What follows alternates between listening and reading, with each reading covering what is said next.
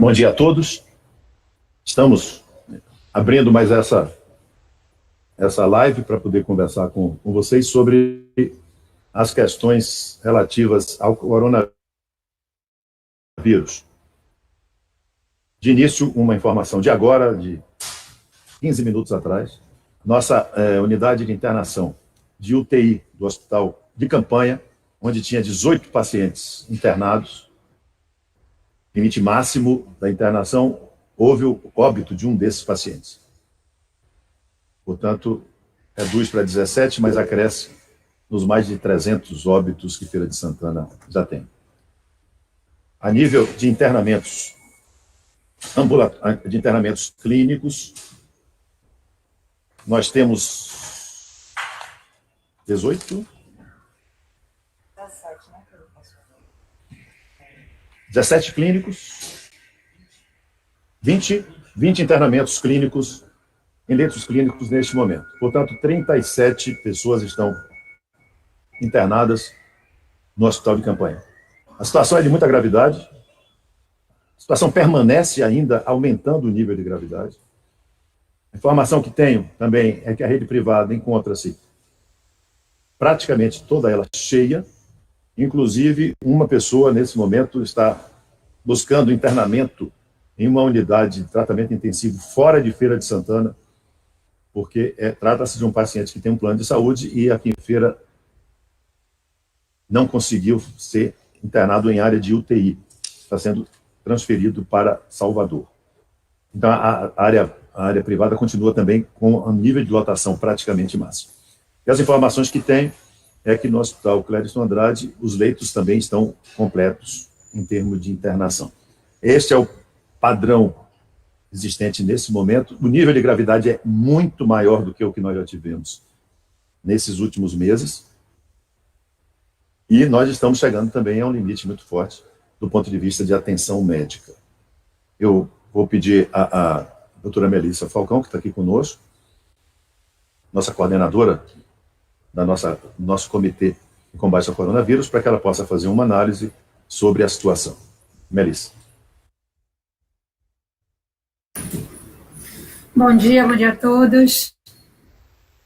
Estamos aqui já próximo do Natal. Achávamos que esse final do ano já seria uma tranquilidade maior. E, na verdade, estamos no nosso pior momento. Tivemos, nas primeiras 3 semanas de dezembro, 3.417 casos em 3 semanas. Ou seja, são mais de 1.000 casos semanais. É muito caso que a gente está tendo. Para a gente poder, em 26 de junho, tínhamos 3.066 casos, 3 meses após o primeiro caso, e agora, em apenas 3 semanas, já ultrapassamos esse número. Então, é uma situação realmente bem delicada, apesar de todos os avisos que vamos dando, que vocês estão anunciando também aí nos veículos de informação. Vemos que as pessoas não estão cumprindo o isolamento, as pessoas não estão tendo medo. Acho que quem convive mais diariamente com as unidades hospitalares, com o atendimento ao paciente, está vendo isso mais de perto. A situação realmente mexe muito com a gente. A gente vê famílias internadas, então muito casal idoso internado, o marido e a mulher internado ao mesmo tempo, filhos internados na mesma ala que os pais. Então, estamos vendo esse aumento aí crescente e não vemos um retorno da sociedade em relação ao que está acontecendo nesse momento. Então, estamos realmente com a nossa rede hospitalar cheia, praticamente 100% de ocupação na nossa rede pública e na rede privada. Quem precisar de internamento não consegue de uma maneira imediata. Temos que fazer, muitas vezes, escolher quem vai primeiro para a UTI. Isso, para quem é da área de saúde, é terrível, gente. Você vê quem é o paciente mais grave, quem vai primeiro, né? Isso a gente já lida na rede pública, a gente vê nas UTIs. Trabalhei muitos anos no Clériston Andrade, quando só tinha uma unidade de terapia intensiva, poucas vagas no hospital inteiro, e a gente tinha que priorizar quem ia primeiro para a UTI. mas nunca imaginei que até na rede privada a gente fosse ter que passar por uma situação dessa. E é esse momento que estamos vivendo, e mais do que nunca as pessoas têm que se cuidar e também cuidar do outro. Estamos vendo também que as cidades vizinhas estão aumentando também o número de casos. Então, não é só Feira, o Brasil inteiro que está no mesmo momento passando por uma onda. E Feira, para ser uma das cidades maiores, né, das cidades vizinhas todas, tem uma procura grande. A gente tem pessoas internadas de Lençóis, tem pessoas internadas de Açu, Santo Estevão. São muitas cidades que as pessoas vêm e procuram nossa unidade. E que acaba também, né, ocupando esses leitos e sobrecarregando o nosso sistema de saúde. Então, a gente tem que se preocupar, acho que nesse momento, não só com a contenção dos casos na nossa cidade, mas também em todas as cidades ao redor, que acabam tendo um impacto também grande na nossa rede municipal. Então, eu acho que vamos ter que aumentar aí, de alguma maneira, o rigor das nossas restrições. Estamos analisando como é que isso vai ser feito, mas passamos por um período de só fiscalizar, e o que estamos vendo é que as regras não estão sendo seguidas em grande parte. Estão acontecendo festas, confraternizações de empresas num momento como esse. Então, a empresa que faz uma confraternização num momento desse está botando risco de um surto de coronavírus dentro da sua empresa e acabar tendo vários funcionários afastados ao mesmo tempo. Então, nas redes municipais, nas redes hospitalares, já lançamos avisos solicitando às pessoas que não façam a confraternização nem dentro da própria instituição, os colegas de trabalho, nem fora das unidades assistenciais ou municipais. Então, não temos ainda previsão de quando isso vai começar a reduzir, e se continuar com essas confraternizações e festas agora no final do ano e no mês do verão, janeiro, é um mês que a gente sabe que é calor, férias, e acaba tendo muito movimento, e a gente pode ter em fevereiro uma situação ainda pior do que a gente está vivendo agora. Então, como vai ser o nosso 2021 depende do comportamento que teremos nesse final de 2020. Tivemos um ano tão difícil de afastamento, de sofrimento, e precisamos agora, mais do que nunca, exercer a nossa fraternidade, botar o espírito de Natal aí para prevalecer, esquecer todas as queixas, todas as reclamações, e, na verdade, todo mundo se unir no objetivo comum, que é conseguir controlar mais essa epidemia e ter um 2021 aí mais leve e mais feliz para todos nós. Melissa, muito obrigado. É importante que vocês observem, a doutora Melissa está chamando a atenção de que o nível de contaminação hoje está atingindo casais, marido, mulher, pais, mães, companheiros, companheiras. Aquele padrão anterior, que é no deslocamento das pessoas até voltarem às suas casas, hoje essa transmissão está praticamente uma transmissão intradomiciliar. Até porque não está tendo escola, até porque não estão tendo outras reuniões, e as maneiras de disseminação estão entre jovens que se reúnem para jogos, né, para confraternizações, bares, existem frequências, sim, em áreas comerciais, existem os serviços que estão todos funcionando, né, todas as áreas de serviços, salões de beleza, todas as áreas de acessos estão funcionando, mas se o funcionamento for com absoluto cuidado, esse risco é baixo. O problema é que nós não estamos tendo cuidado basicamente nenhum. As pessoas estão interpretando que a vacina já chegou e que quando a vacina chega, todo mundo pode tudo. A vacina não chegou. Provavelmente ela chega agora no mês de janeiro, no mês de fevereiro, março. Mas vacinar 600 mil pessoas numa cidade como Feira não é de um dia para outro. Não vai acontecer. São 2 doses, uma 40 dias depois da outra. Não vai acontecer rápido. A vacina não vai provocar imunização rapidamente. Se a vacina acontecer agora, os cuidados vão ter que acontecer e continuarem acontecendo.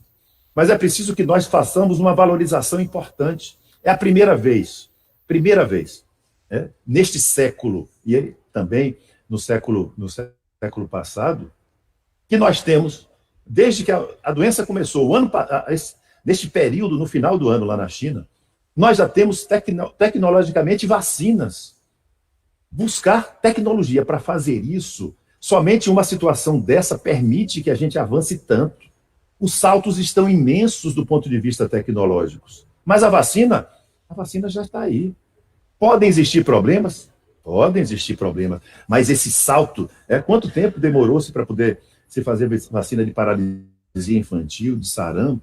Hoje, isso foi feito agora, pesquisado, identificado e produzidas num período extremamente curto. E a vacina é muito bom, é o melhor fato do que vai acontecer.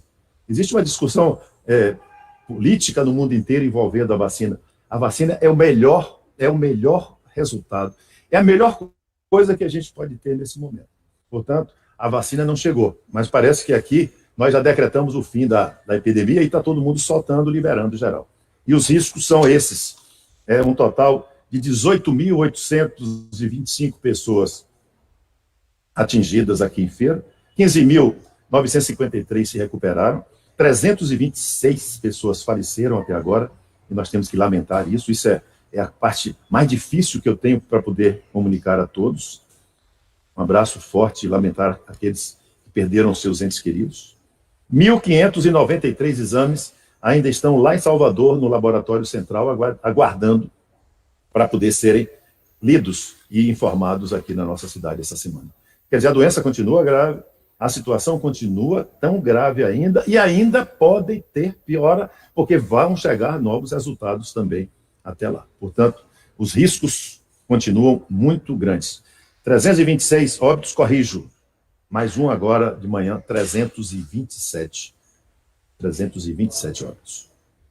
Peço ao doutor Francisco Mota, diretor do Hospital de Campanha, que possa também fazer uma análise da situação. Agora. Bom dia a todos. Acho que o prefeito, por ser médico, e a doutora Melissa já falaram muito bem.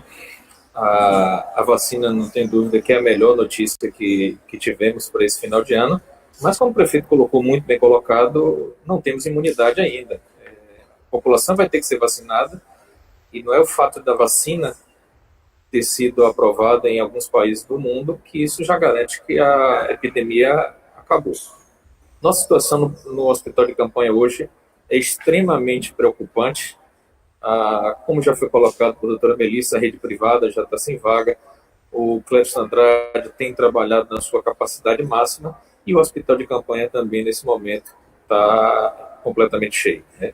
Temos uma vaga na UTI, uma vaga nós praticamente não consideramos, sabemos que essa vaga deve ser ocupada até o final do dia, e vamos estar com a UTI lotada novamente.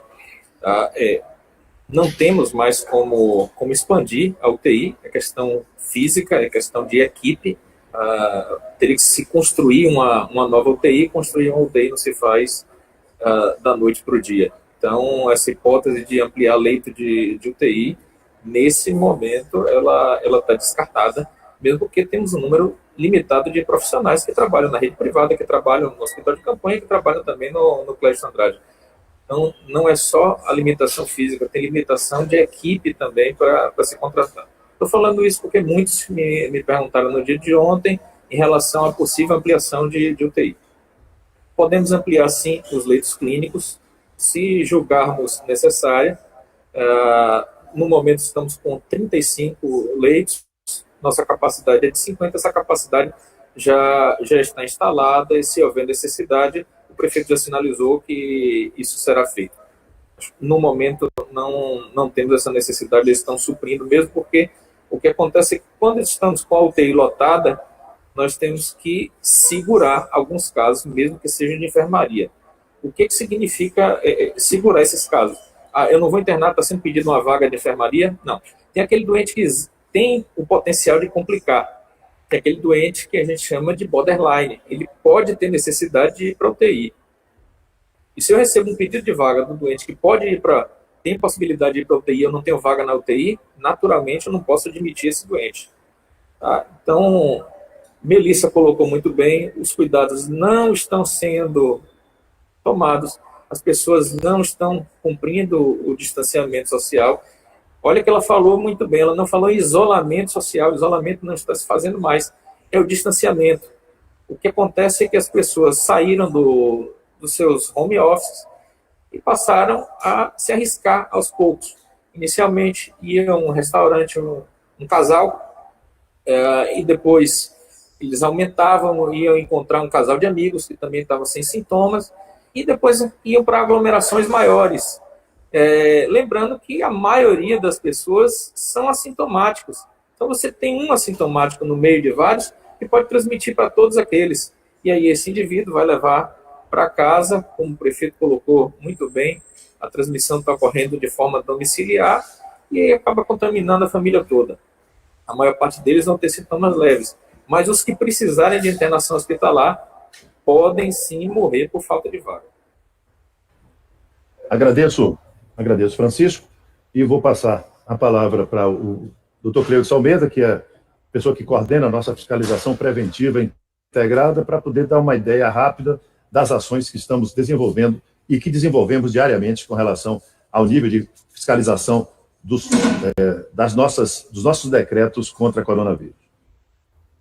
Bom dia a todos. Fazer um breve balanço, prefeito, das ações do último final de semana. Tivemos, com a operação da FPI, 23 estabelecimentos fechados e, a partir daí, também notificados. 6 estabelecimentos serão interditados no dia de hoje, considerando a conclusão do regular processo administrativo. E a operação Feira que é Silêncio, foram feitas 7 apreensões de equipamentos sonoros e uma advertência. Pontuamos também que há o registro ainda de grandes aglomerações em bares de avenidas importantes de nossa cidade. Agradeço, Cleudson. Essas informações nós poderemos detalhar agora mais um pouco, e nós sabemos que vocês estão prontos para fazerem perguntas. Eu gostaria de deixar com a Renata Maia para que ela pudesse conduzir as perguntas que possam vir a serem colocadas. E antes de passar para a Renata, dizer que nosso isolamento social é de 46,1. 46,1. Em Salvador, 52,3. Feira está uma cidade muito mais aglomerada do que Salvador, para se ter ideia. E isso não pode acontecer, isso não deve acontecer. Renata. Bom dia a todos os colegas. Hoje a gente está com um pouquinho do tempo corrido, então eu vou pedir para que os colegas sejam objetivos nas perguntas. E aí eu já dou a palavra para o colega Danilo Freitas, da Rádio Sociedade. Bom dia, Danilo. Bom dia, Renata. Bom dia, prefeito Colbert, amigos jornalistas na coletiva. Prefeito, sabemos que temos agora em dezembro, talvez, com sobras, números bem maiores do que o pico da doença lá em meados de julho. Que a eleição tem impacto nesses dados, sabemos também. Que festas clandestinas também têm impacto nesses dados, é outro fato bem latente para nós. Contudo, o que o município de Feira de Santana fará para tentar conter o avanço da doença, ou melhor, adequar a rede de atendimento público, com talvez até uma hipótese de abertura de novos leitos. Eu ouvi agora há pouco o doutor Francisco falar sobre disponibilidade, indisponibilidade de espaço físico, talvez falta de profissionais médicos, mas o que a Prefeitura de Feira tem feito para tentar conter esse avanço, ou melhor, adequar a rede pública municipal? Melissa. Eu vou começar respondendo aqui. A gente já fez algumas medidas. Primeiro, aumentar a testagem. E o fato dos exames estarem demorando, vou aproveitar para responder em relação a isso. As pessoas estão falando que muitas vezes, quando chega o resultado do exame, a pessoa já saiu do período de isolamento. Mas já que quem fez a coleta tem que se manter isolado até sair o resultado. Então, isso não justifica a pessoa sair enquanto está guardando o resultado. Então, aumentamos a quantidade de testagem, mesmo das pessoas assintomáticas que estão em casa. Estendemos o horário do comércio, porque a gente sabe que é tradição nesse período de final de ano fazer compras. E quanto menor o horário do comércio, maior a aglomeração das pessoas nesse espaço. Foi proibida bebida alcoólica nos espaços públicos, nas praças públicas. Então, essas foram algumas das medidas que já foram tomadas e já estamos discutindo algumas novas medidas de restrições para serem anunciadas aí em breve, provavelmente até amanhã. Em relação aos novos leitos, vou deixar para o prefeito responder. Nós estamos analisando as necessidades com relação a novos leitos, já entrei em contato com o Ministério da Saúde também com relação a isso, e o que for necessário, tanto o Estado da Bahia quanto a Prefeitura de Feira de Santana tomarão as medidas absolutamente necessárias e indispensáveis de preservação à vida.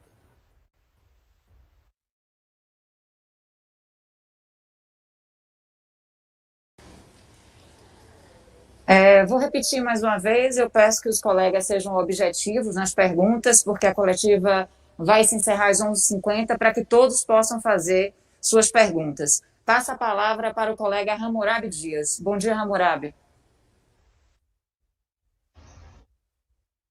Bom dia, Renata. Bom dia aos colegas da imprensa presentes na entrevista. Eu tenho uma pergunta para o prefeito Colbert Martins e uma para a Melissa. Colbert, já foi falado 2 vezes aí sobre a questão de ampliar os leitos, né, com relação a essa demanda desse aumento expressivo de casos. Só que para leitos de UTI é necessário respiradores.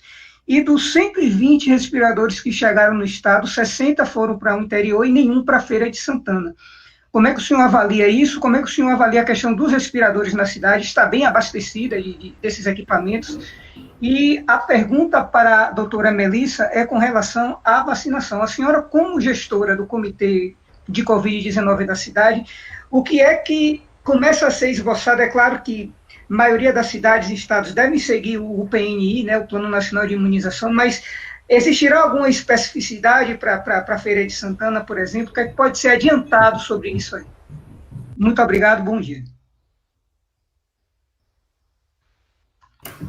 Em relação à vacinação, a gente não tem como adiantar nada até a liberação da Anvisa, né? E a gente não consegue comprar diretamente como município, isso é feito pelo governo federal e pelo estado da Bahia, que é quem vai organizar a vacinação e distribuir para os municípios assim que isso for feito. O que a gente já tem visto para se organizar é a disponibilidade de freezer a 70%, e caso seja liberada uma vacina que precise desse equipamento, para a gente poder armazenar no município e fazer essa distribuição. Mas a gente ainda não tem como ter uma previsão de quando isso vai acontecer, porque a gente ainda não tem essa liberação da Anvisa emergencial para poder fazer uso na população. Depois que essa medida for liberada, a gente depende de aquisição pelo governo federal e pelo governo da Bahia para poder distribuir para o nosso município. Hammurabi, nossa estrutura de vacina está pronta. Na hora que vierem as vacinas, nós, da mesma forma que fazemos vacinas permanentes na rede, nós vamos ampliar para poder vacinarmos em toda a rede municipal dos 173 áreas que nós temos em Feira de Santana. O importante é que essa vacina possa chegar. Nossa rede de frio está pronta também para as vacinas, como a vacina da Pfizer, que exige uma temperatura muito mais baixa. Agora, nós vamos avançar da maneira mais rápida. E quanto aos respiradores, Feira de Santana tem em cada uma das suas policlínicas 2 respiradores, e nas UPAs 4 em cada uma. Então, nós temos aí uma quantidade de respiradores que, se forem necessários, serem remanejados, é possível que eles sejam. O importante não são os respiradores. Nós temos que ter uma quantidade maior de profissionais de UTI, que também não é simples de encontrarmos. O Clésio Andrade, com 40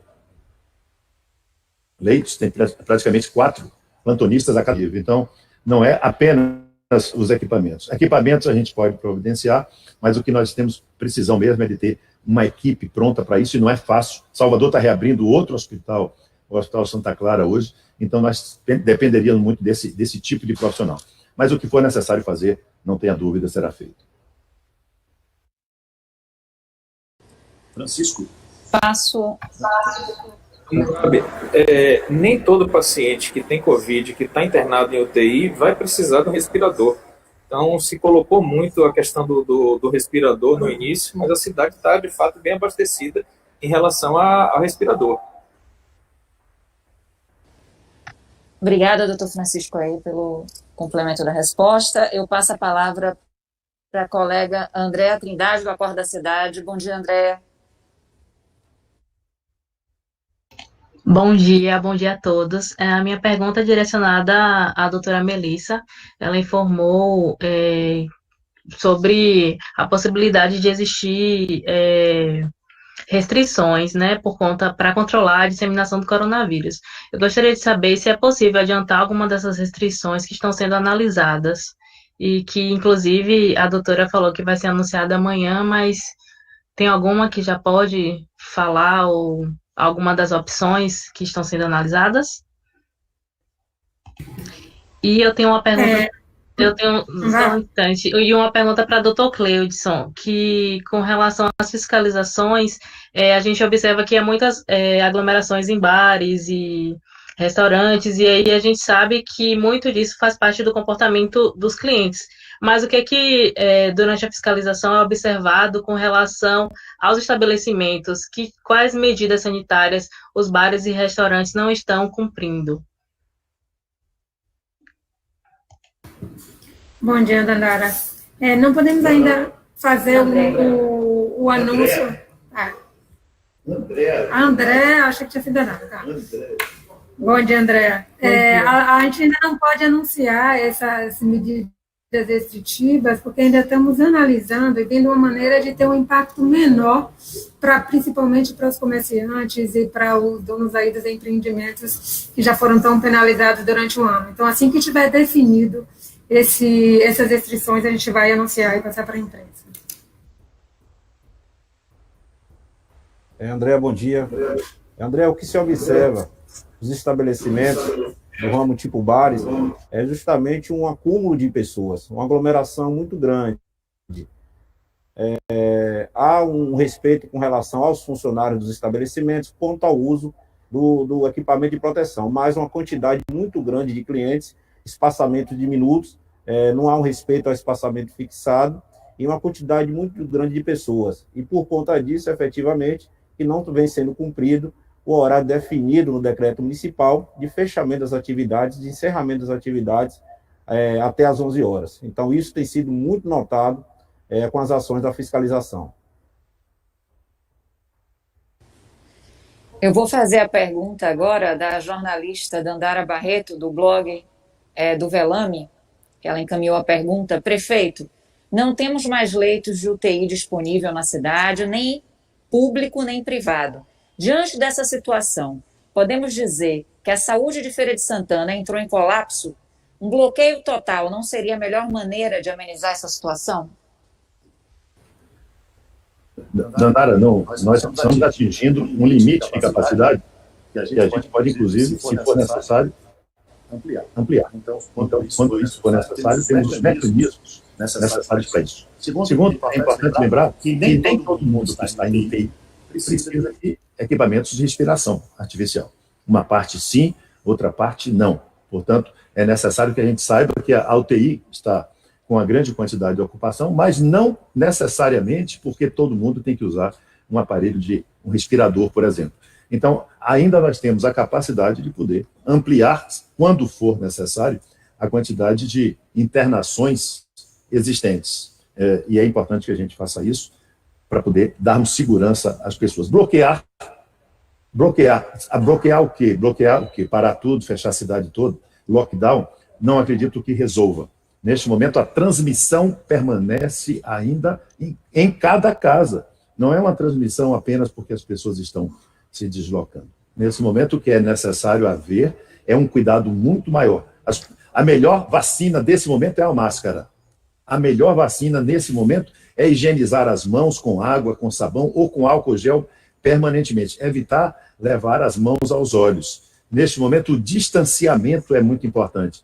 Neste momento, é necessário que as pessoas possam estar em lugares onde possam falar mais baixo, né, tipo bares, sem precisar efetivamente falar alto, porque aquelas gotículas de saliva que saem tem uma velocidade enorme e vai acabar jogando, se a pessoa estiver contaminada, coronavírus em tudo quanto é canto. Então, é preciso uma mudança de atitude. E, além disso, se por acaso as pessoas não mudam de atitude, aí nós vamos definir outras ações mais restritivas ainda, o que eu espero que possa não ser necessário. Passo a palavra agora para o jornalista Carlos Augusto, do jornal Grande Bahia. Bom dia, Carlos Augusto.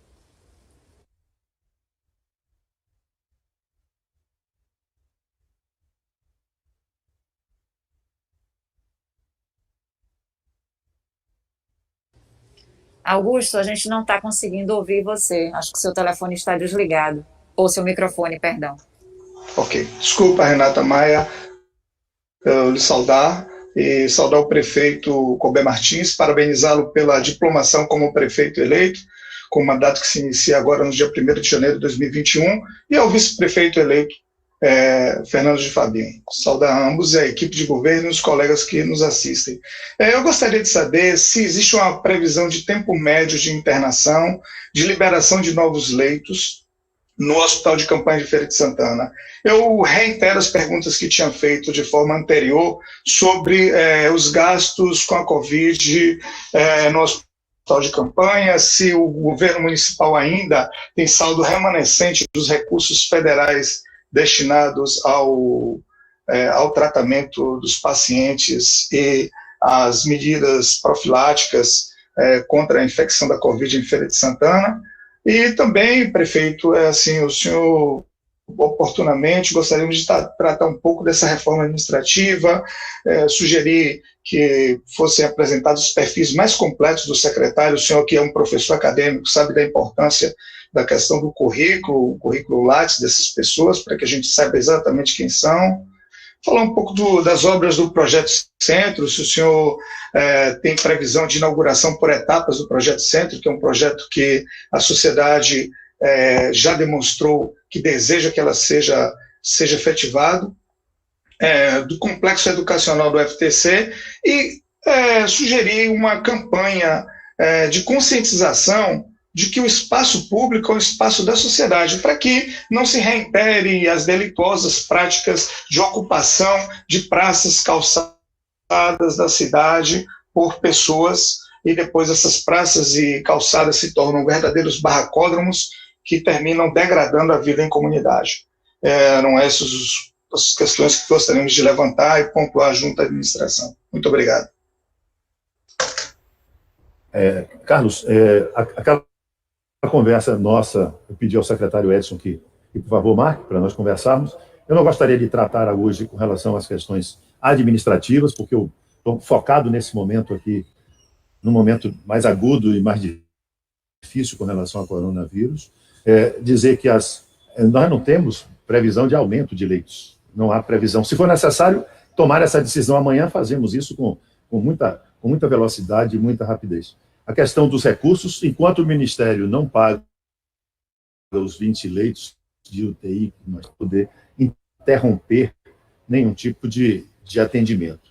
Acabei de falar ontem, mais uma vez, com o Ministério da Saúde, o Ayrton Cascavel, que é o assessor do ministro, foi que nos atendeu, e nós estamos buscando que o Ministério autorize o pagamento de 20 leitos de UTI até junho do ano que vem, porque nós estamos entendendo que a perspectiva de extensão dos casos de Covid permanecerá, embora a vacina chegando aí em março, mesmo assim, esse período nos parece um período no qual a imunização não será suficiente. Portanto, eu converso contigo sobre essas questões administrativas, mas hoje eu vou focar muito sobre uma ação de chamar a atenção, mais uma vez, de que a situação está muito mais grave e é preciso que a gente, nesses 9 dias que faltam para o final do ano, a gente tenha cuidado ainda maior. A gente conversa sobre esse assunto numa nova oportunidade, ok?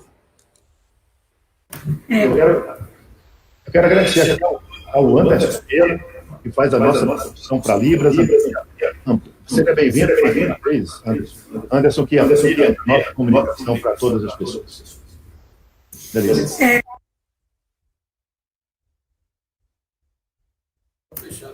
Respondendo sobre o tempo médio de internamento dos pacientes, eu acompanho aí quase todos os pacientes que internam no município. O que eu vejo é que aqueles pacientes do quadro leve, que muitas vezes não precisavam internar, mas que têm um quadro de ansiedade ou alguma outra descompensação de uma doença de base, levam média de 2 a no máximo 4 dias de internamento, os quadros moderados de 8 a 14 dias, e os casos graves que precisam de terapia intensiva, uma média de até 14 dias de internamento. Se precisar de ventilação mecânica, essa taxa chega aí, esse tempo até 30 dias. Temos pacientes, às vezes, que ficam internados cerca de 2, 3 meses, porque já é acamado, tem outras doenças associadas, e acaba que o coronavírus descompensa isso, e fica dependente de uma ventilação, ou com alguma outra necessidade de internamento, ou acaba saindo em home care.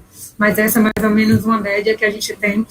Lembrando aí uma taxa importante, a gente falou das coisas negativas, mas a nossa taxa de mortalidade em Feira de Santana é a menor da Bahia, né? Cerca de 1,73%, Salvador é 2,7% e a Bahia, em geral, 1,9%. Então, apesar desse aumento do número de casos, estamos conseguindo manter a nossa taxa de mortalidade abaixo de 2%. Obrigado, Melissa. Quero agradecer a todos os colegas que participaram da coletiva hoje e todas as pessoas que estão presentes aqui na coletiva, a doutora Melissa, doutor Francisco, todos os secretários, o prefeito, o Anderson também, que está aqui em Libras, Ricardo, toda a equipe de comunicação. Um abraço a todos e até a próxima oportunidade. Eu quero agradecer a todos que participaram e, com relação a essa última pergunta do Carlos Augusto, sobre tempo médio de internação, lembrar, Carlos Augusto, que o tempo médio de internação por Covid é no mínimo o dobro de qualquer outra internação que as pessoas o fazem normalmente no UTI. E lembrar que todas as outras doenças continuam. O infarto continua acontecendo. A insuficiência renal, a insuficiência cardíaca, as lesões pulmonares, os acidentes continuam acontecendo. Quer dizer, apesar de tudo isso, a redução do número de leitos, porque num lugar você tira leito para poder colocar, principalmente na iniciativa privada, tira leito de UTI geral para colocar para Covid, né? Como já aconteceu em algumas outras circunstâncias também em áreas públicas. Portanto, o que nós estamos tendo é um represamento também das doenças que acontecem todos os dias. Por isso, ao encerrar, agradecer a todos vocês, por favor, fazemos questão de divulgar o máximo para que a gente possa esclarecer que as pessoas têm que ter muito mais cuidado ainda. O cuidado tem que ser redobrado e triplicado. Neste momento, eu acho que todos devem ter um Natal em paz e em família. Mas mesmo em casa, use máscara. Tenham cuidado, porque a doença continua muito mais grave do que antes. Um abraço.